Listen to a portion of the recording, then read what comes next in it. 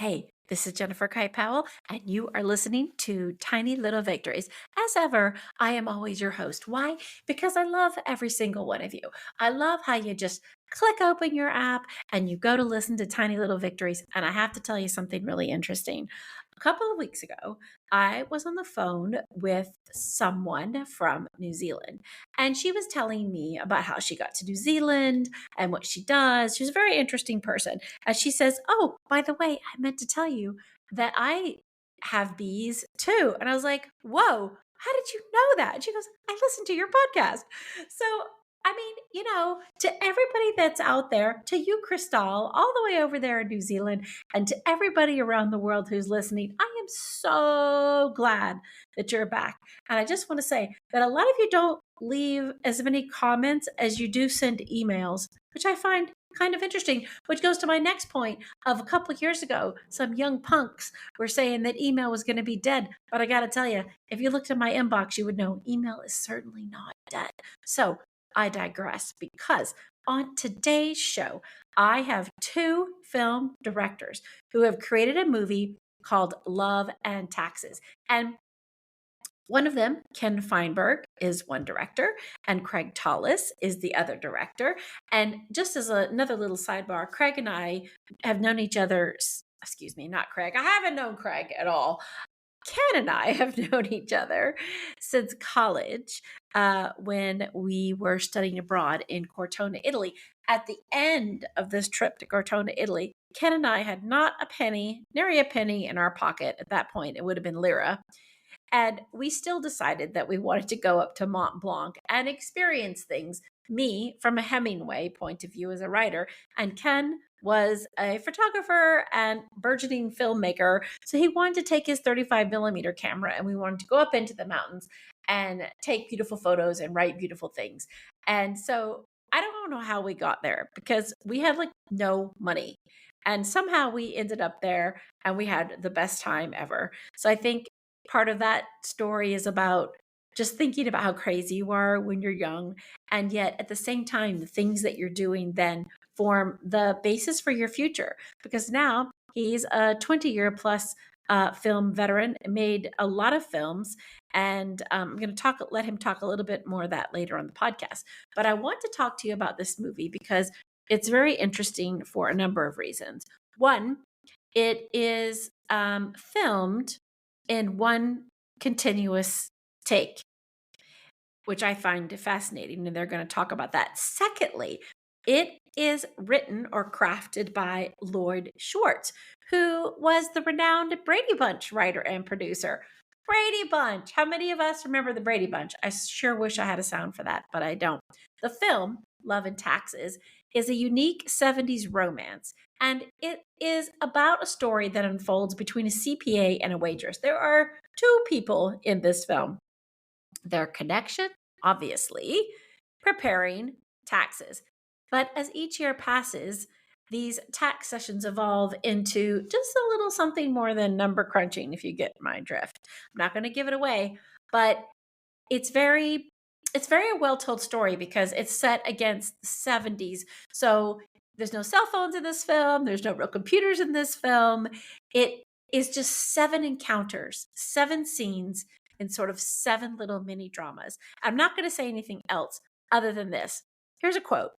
Love and Taxes is a totally unique film. It's so difficult to find a new way to make a romantic comedy, but Ken Feinberg has done it. Guess who said that? Rob Reiner. Yep, Rob Reiner. So the film stars Jake Reiner and Alexis Abrams, and the writer is Lloyd Schwartz, the writer and producer of The Brady Bunch, and it's directed by Ken Feinberg and Craig Tollis. So sit back and get ready to listen to these two film directors talk about the feature film Love and Taxes.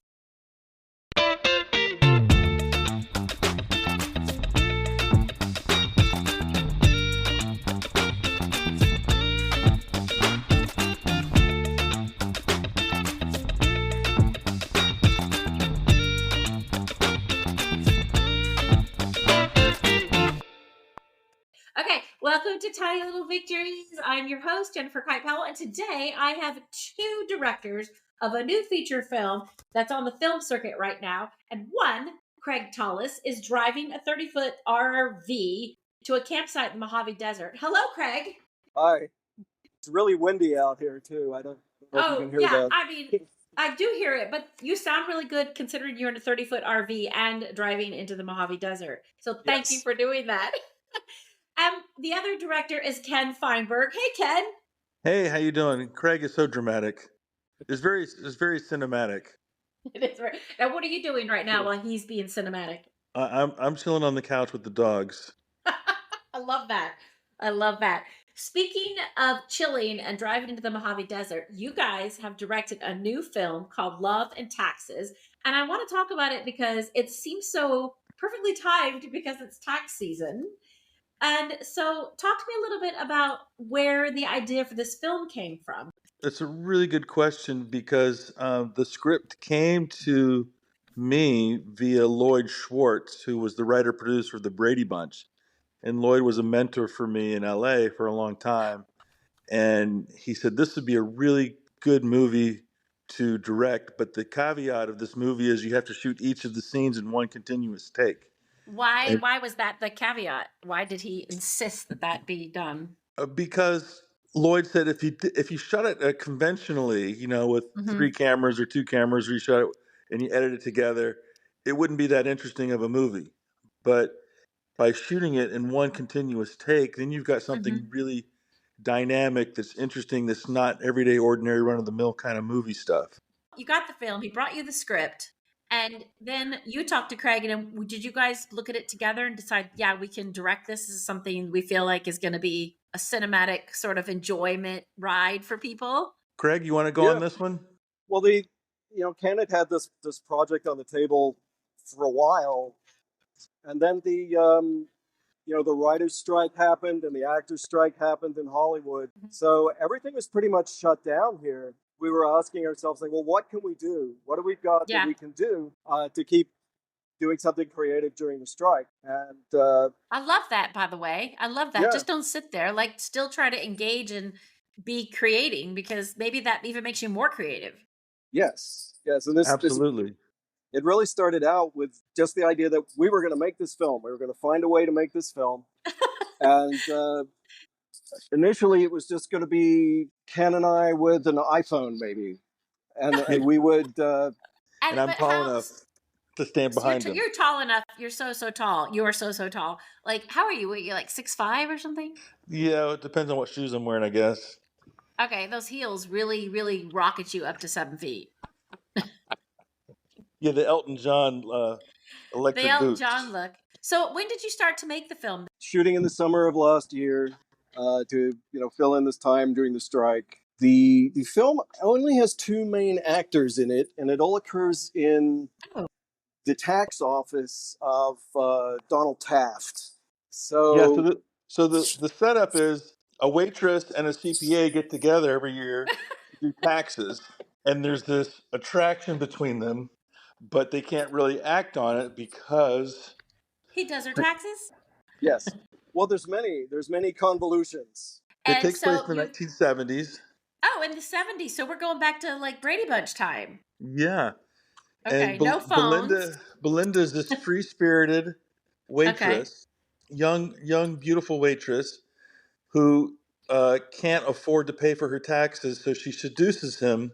okay, So we don't ever see that. That happened, and the story starts, and you start to do her taxes, and as okay. the So story he is unfolds, they see that they can't be with each other, but they come okay. together once a year, and one of them likes the other one, but can't be with them, and then next year one of them likes the other one and can't be with them. So this cat and mouse thing goes on for a number of years. They Yeah, see each other once a year. I love that. I love that kind of story. I think it's so interesting and relatable because the idea that everybody has their taxes done. I mean, I have a new accountant. Maybe I should. No, just kidding. But I think you have these service relationships with people, and then you find an attraction, but you don't know if you should. And then life gets in the way. Like once a year, there's a lot of things that happen in 364 days between the next time you hook up. Exactly. Exactly. And so their lives change a lot each year. And so Hmm.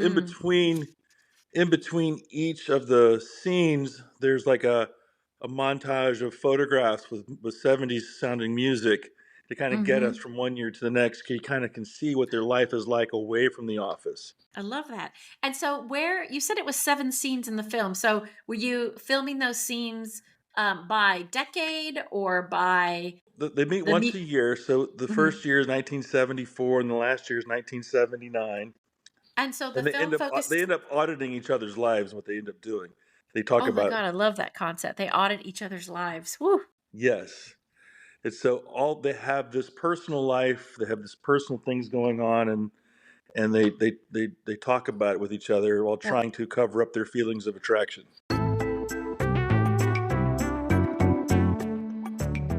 hey, lucky us. Here's a clip from Love and Taxes, directed by Ken Feinberg and Craig Tollis. I don't understand this. Maybe you should take a course.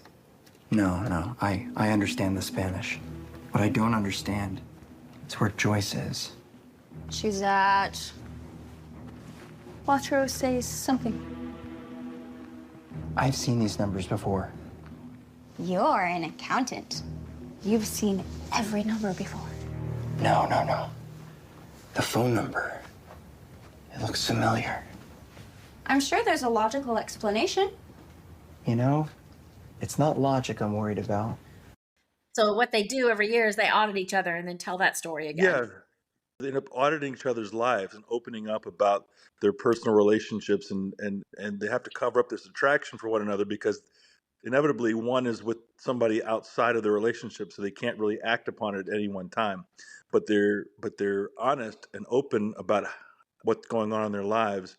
And Lloyd, the writer, said, I got the idea to write this script because I used to go to see my accountant, and he knew everything about me based on the checks. Like I would show him the checks that I Oh wrote. my He knew God, everything about my life. yes. Yes. That's so relatable because I have a new financial guy. I do have a new tax guy, but it's my financial guy that I'm like, he knows everything about me. And and then I looked him up like, "Ooh, he's really cute." I think this really happens in real life, Well, but it's funny people you say don't that. act on things. Well, Lloyd said, I'm I'm Belinda in this scenario, but I didn't have sex with my Okay. accountant. I would just go to him every year, and every year we'd have this conversation, and then I imagined Yeah. what it would be like if I was a woman and had this attraction toward Oh, him. I love that creativity. I guess it is very intimate doing your taxes with somebody. It could be more intimate than having sex, I guess. You could look at it like that. They know everything about you. I know. She's asking, is this is I guess so I guess anything cordless and electric is not deductible? No, Yeah. it's not. Yeah. Also, in the 70s, they didn't have any smartphones or computers or anything like that. No, Right. that's exactly right. So And was their conversations were just in person? Did they keep up with each other by the telephone over the year? Like how did they stay connected in an era where we had no connectivity? The audience Okay. get to learn a little bit through the montages that happen between the scenes. yeah, they're not messaging or Snapchatting, Yeah. between scenes. And that was a Right. conversation that we had. Yeah. Was like, do we want to modernize it? We want to make it modern day? Mm. And we were like, no, no, Mm. no. It's so beautiful, set in the '70s. Because if you modern, you have to get with smartphones and Oh, text messaging yeah. and computers, Yeah. and it's just so simple. It's about a relationship between two people and Yeah. how it grows over time. I like that because I think we're too caught up in our devices. I mean, obviously Craig is driving a 30-foot RV on his device, but Yeah. but I I mean, and thank God for that. Otherwise, we wouldn't have you on this podcast. But I think it's really interesting the way you're taking people to a time when maybe it's a little less frenetic because I think the idea that you created something that takes people to a place where you remember that personal connectivity or communication, or also the excitement of going to see someone and like you said, Ken, Yes. using that time to audit, to catch up in a real way instead of sending an effing emoji or like a heart to a That's message, which by the way, is not catching up with anybody. and that's really what happens to them in the film is that this whole year happens for them in one meeting on one day. So that kind of compresses the time and the drama and the romance. Also with the Go The ahead. other interesting thing with the technology is we worked with a really great prop house that had phones and calculators and adding machines, and with all of this equipment from the 1970s. I'm old enough to vaguely remember some of it, but our actors weren't. So we kind of had to introduce the actors to how all of this old technology would have We functioned had to for teach them how the to dial a characters. rotary phone because they didn't know what it was. But I will say this. What? Oh, gosh. That's so sad. I know. Between the set designer with the furniture and the Mm-hmm. props that they had, and the wardrobe designer who had this incredible 70s wardrobe, and Mm-hmm. the way that the cinematographer shot the film in some vintage lenses, the whole look of the film just came out absolutely beautiful. Oh, I love that. I'm so glad. I think that probably again comes back to creating a period of time that so many people have forgotten or watched on the Brady Bunch, at some point, right? That really avocado, like, Say it, Jennifer. gold. Say the nostalgia word. Yeah, nostalgia. Nostalgia. I gotta say it. You know how I feel about that. Yes, I know how nostalgia. you feel about that. Yeah. Good memory. Good memory. I do think that's beautiful, though, and I think the idea of recreating that allows people to connect, and also just to think about actually what's old is new again, but to think about how you do connect to people, and I think that human story of connecting to another person is really missing today in films. Maybe that's why you're getting all these invites to come to these festivals. You're at the Myrtle Beach, right? Film Yeah, festival, what and was the what Beverly was really Hills. nice was the head of the Myrtle Beach Film Festival called me up on my cell phone one day, and he goes, introduces himself, and he goes, "I love your film. We want to screen it at the film festival. I know our audiences are going to love your film." And as a Wow. filmmaker, that's one of the things you just want to hear, you know. Of course, that's what you want to hear. Now, you guys have both been making movies for a really long time, right? How did you come together to make this film? Well, we had already made 39 films together, so we were looking So, for a number 40. okay, you're just going for lucky 40, lucky 40. Yeah. We've been joking for a while. What's going to be number 40?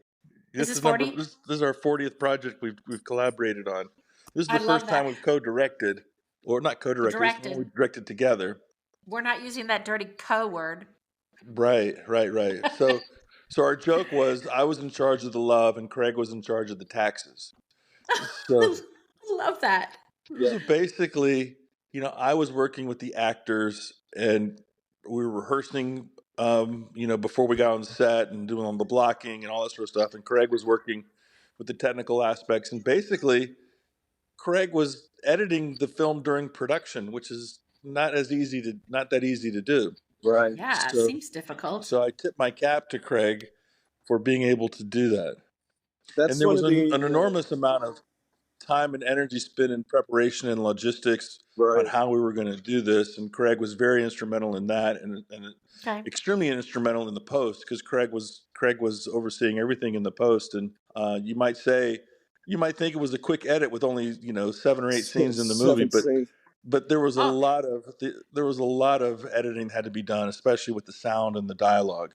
It started off so simply, and then more people got interested, and more people got interested, and more people got interested, and we got great actors to play the part, Jake Reiner and Alexis Abrams, and it just kind of expanded from there and became, I think, so much more than what we were initially anticipating. you said you started. You started in 2022. It's 2024. Now it's sort of you're ready to come out. Is that it took about a year? Is that fast or slow and something that you had expected? So it was much slower than we expected, and it was partly because we had a very limited budget, which means you can't pay other people to do things for you. You're doing a lot Yeah. yourself and trying to find creative ways to do things without spending a lot of money. So that slowed it down a lot. But there's a surprising amount of post-production in it for something that's Yeah. essentially only like 6 edits. Yeah. Did that surprise you, or did you know that was coming? I kind of anticipated it, but Uh-huh. it still ended up being more than, You thought. yeah, but it took longer than we really hoped for. What's the saying? Is movies are never finished; they're just abandoned. Yes. You always want to do more. There's Yeah. something else that you feel that you can make better. There's there's always something that you wish was different when you watch it, and so you just have to at some point decide that you're done. Yeah, I was going to ask you. So you finished all the post production. You saw it. Is that the perfect example of when you finished? Were like, you guys, this is done. We're gonna, get this out. It's polished. Was there a point where you were like, no, I should have changed this? I mean, are you that person, or are you like, There's always that. I know there's some things Ken wishes he could still change about the film. We really, once we got accepted to a film festival, you can't really change it? we had to make all our decisions and start the technical process of Okay. getting everything finished. But that went pretty quickly, though. I mean, to me, you're already. I mean, I knew that he was working on this film, and now all of a sudden, it's like, it's going here, and you guys are going here. Is this the other part of making a film? You finished. You've done all the editing. Now it's getting people are coming out about. Is this the part where you're excited, or is this just another uphill battle to get distribution and to get awards at these film festivals? Well, I mean, it's a huge relief to be done. It's a huge relief to have it in the can and to be finished. Incredible that we've been accepted into two fairly high-profile film festivals. And that is the Myrtle Beach Film Festival. And do you know? Yes. And then the Beverly Hills Film Beverly Festival. Is that Hills. right? Because I noticed that there's a lot of film festivals that have submission guidelines. Yes. Is that like an open cattle call in a way? Well, you want to be fairly targeted. Okay. Different festivals have, different things that they're looking for. It's kind of tricky for us being comedy. Some Okay. festivals are not big on comedy. Comedy's very subjective. And if you're Yeah, that's true, Craig. That's if you're a true. serious film festival, maybe you want to program Yeah. serious films. Also, we had things. There's so many world events going on at the moment Yeah. that festivals might want to address in their programs. Oh, okay. And that seems so politically motivated, though. It's like, are there festivals that just want to show films from every genre? Because this sounds like really fun, a rom-com in a way. Can we use that Yeah. word, rom-com? Okay. We've debated that because that's technically that's an outdated term. So Really? Ken was telling us that this was a comedic romance, not a romantic Okay. comedy. So, It's more romance than ha-ha comedy. So you would say it's a comedic romance? We're Is that what you said? officially we're calling it a 70s quirky romance. A 70s quirky romance. But I would imagine, to get to the business of this, that people want to categorize you, right? Because apparently humans are kind of not so bright, and we can't think of anything less than a bucket. yes, that's a great description of movie distribution. I really want to know what makes Love and Taxes quirky. What makes it quirky is that each of the 7 scenes are like a mini drama in and of itself. Some Okay. are more farcical, some are more Mhm. romantic, some are more Oh, passionate. okay. It's like each scene is like just a little bit different flavor because the characters are in a different place in their life, and their motivations for that tax season is a little bit different. Oh, now see, that is a good description. What did I say? Can we get that back? Can you play the Yeah, we tape can back? get that. We can get that back. I just was wondering what quirky was, because quirky to me means the character's super quirky and sort of like a Parker Posey. And when she was first making films, I can't remember the name of that film, but remember, it's Party Girl. Party Girl was the Right, film well- she made, Well, and she Belinda, was like, "Hey, hey, hello." right? Belinda, our waitress, she's what you'd call a free spirit, and Okay, she is she just quirky? she's quirky. She's beautiful. She's got this side to her that wants to love and be loved, and she's just got this spirit about her that you don't see too often today in today's world. It's a very 70s kind of spirit and attitude. And Sounds like me. Donald is quirky in the fact that he's like a savant with numbers. Like he Oh, knows everything yeah. inside out with math. But what he's not good at is interpersonal relationships. Okay, and is So he a good-looking guy too? I would think that the ladies would like to look at him. He's very Yeah. handsome. He's a handsome nerd. Yes. He's a handsome guy. Yes, he's Yeah. tall and he's good looking. I mean, that's Yeah. Let me So let you, me just well, when we well, did the we have to casting say, process, yeah, we have to say Jake looks good in the film. Alexis looks good in the film. Yeah. Everybody looks good. Only two everybody people. looks I good in love the that. film. Everybody looks good. So she's a free spirit. He is like a genius with numbers, right? But he doesn't have any interpersonal communication, and she, of course, probably loves the wrong people sometimes, and then just like follows her heart, and then has to pull back. So it's like It is about also like It sounds like it's a romance between two people, but also between yourself in a way, right? To find that perfect balance between where you have the confidence to talk to somebody or to realize that this is just a moment in time that Yes, can't. and they learn from each other as the time goes by. Like they each add something to the other person to sort of balance them out. Well, what is it that you'd like to leave people with? I know the tax season is coming. I think the timing on this is perfect. What is like something that you would love to share with the listeners? I mean, I know they can't see the film because you're waiting for distribution, but hey, if they're in Myrtle Beach or Beverly Hills, they could go to the film festival and see it, right? Absolutely, we're going to be in Okay. Myrtle Beach on Friday, April 26th at 2 o'clock in the Okay. afternoon, and we're going to be at Beverly Okay. Hills at the Chinese Theater in Hollywood at 8 o'clock on Friday night, May 3rd. May 3rd. Okay, well, this is great. Hey, everybody, listen. If you are in Myrtle Beach, we're on April 26th. It's a good time to be in Myrtle Beach. You should go to the Myrtle Beach Film Festival, and you should get a pass, and you should go see Love and Taxes, which is directed by Craig Tollis and Ken Feinberg. And then if you're in Beverly Hills on May 3rd, I mean, I don't know why you'd be in Beverly Hills, but if you are in Beverly Hills doing some Prada shopping, you can also go see the film. And is there any famous last words from the directors for what you'd like to say about this film, or just maybe what it's like driving a 30-foot RV into the Mojave Desert? I don't know. It's still really windy. It's always windy out here.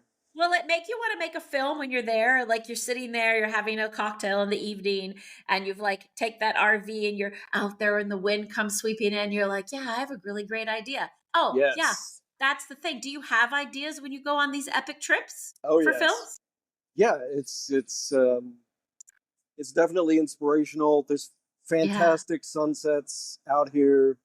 The views are I can't incredible. imagine. You just see the desert is so flat, and with mountains around it, so you can see forever. Deserts are such magical places, I think, because they're the edge of things, and then like you Yeah. said, it's flat, and then you look up and you can see a border or a boundary, and you can imagine what's beyond that. Yes, there's like there's so much open space out here and big skies. There's still a Yeah. little bit of snow at the moment, which is kind of Well, we're all going to have to imagine how gorgeous that is. And so what about you, Ken? Is there anything that Craig is maybe getting some inspiration from the Mojave Desert? What's your next project? I mean, is it just focused on this full steam ahead, or do you have any other things up your Oh, sleeve? we've got a slate of projects that we're looking to, get one of them propped up. One of them is a psychedelic movie about the Indian shaman lady who accidentally started the mushroom revolution of the 1960s, and Oh my God. I love that. this idea. Yeah, it's an incredible script, and we've got it out to some people, and so hopefully we'll be able to make that movie soon. Is this a script that you wrote? This is a script that I wrote with Martha Okay. Caldwell, who was one of my writing students, and she'd done a lot of research on the lady. Her name is Maria Sabina. She was a Mexican shaman lady down in Mexico in the 60s, and she became a celebrity That's overnight by yeah. doing mushroom healing. And then next thing you know, all the hippies showed up, and they wanted What to. a story. Thank you. And we have a pot full of good stories that we're trying to get out there at some point if we can. I just want to say that working with Craig is a pleasure as always, and working thank you. with 20-minute takes was definitely eye-opening and educational and fun. Is this the first time you've done 20-minute takes? Absolutely. Yeah. To quote Craig Tollis, it's the classic cinematic challenge to see how long of a take you can do without cutting. It is. Yes. Interesting. That's everything about it is difficult, right? So the actors have to be perfect. There's no editing to pick between different takes. There's Or no this line safety was net. better, that line was better. There's no safety net. The camera has to be perfect. The sound has to be perfect. Uh, If one thing messes up, we got to start all over again. and that's even before you start trying to make it good, right? Then you've got to work all the nuances into it. Yeah. Well, are there any other films that have been made like this in 20-minute takes that you're aware of? I don't know 20-minute takes. There's a really long shot in the start of The Player with Tim Robbins that's like a famous long shot. There's a movie Oh, called Rope by Rope Alfred is Hitchcock yeah, Rope is that the that inspired seminal one, us. isn't it? Okay, because he would be the guy that would do something like that. Yes. They were And limited. They were limited by the size of their film reels, though. So I don't know that they could do more than 10 minutes at a time. so maybe it was a necessity, right? They had no choice. The difference between then and now is that they were shooting on film. So if they were shooting on film and they messed up a take, they'd have to take that whole film reel and throw it away and start a brand new one. Can you guys imagine that? Like you guys are so spoiled, technically. Well, we didn't Yeah, have that budget either. Yeah, but think about how they made those films on film, the amount yeah. of work that had to be done. Digital is awesome. Digital simplifies Yeah. everything so much and just gives us flexibility, and it gives us the chance to screw up and recover from it in a way that they couldn't back then. And digital editing makes editing that much easier because you don't have to snip frames with a scissors and tape it together. You know, Yeah. if you cut 2 frames too much off, you gotta glue it back together as opposed to But just maybe electronically moving it now.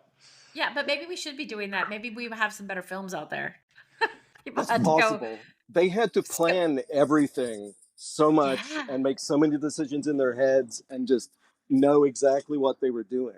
And we had to do that on this set That's too. We had to plan so much in advance. Like we couldn't Ye- futz around too much on this. We had to really Yeah. figure it out before we got there. You know, the filmmaking, you still have to be organized and structured and figure it out every scenario that would come along. I've had some people ask me if I wanted to do Love and Taxes the series.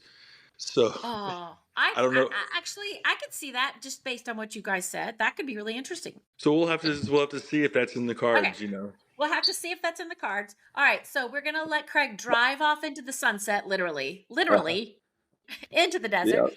And Ken, back to your comfy sofa. And I want to just tell everybody the film is Love and Taxes. It is directed by Craig Tollis and Ken Feinberg. You can't see it unless you go to a film festival. So get your little summer or springtime little cars ready or airline tickets. And maybe you take a trip to Myrtle Beach or Beverly Hills. We'll put all of this in the show notes for everybody. And I really want to say thank you both for taking the time. I know it's crazy hectic, but thank you for coming on Tiny Little Victories.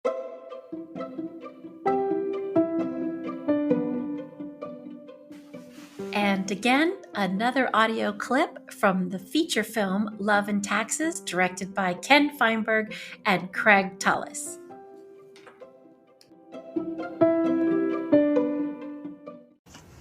Oh, I'm not crying on my W-2s, am I? Oh, no. It's okay. It's okay. Many people do. I made a mess of it, Oh, though. yes.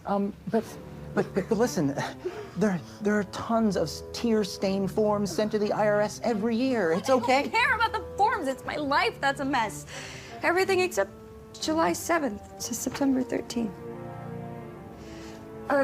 Here are the pay stubs. Hey. It's okay. You can slow down. Just take a deep couple of breaths. Just come join me on the couch. Just relax for a second.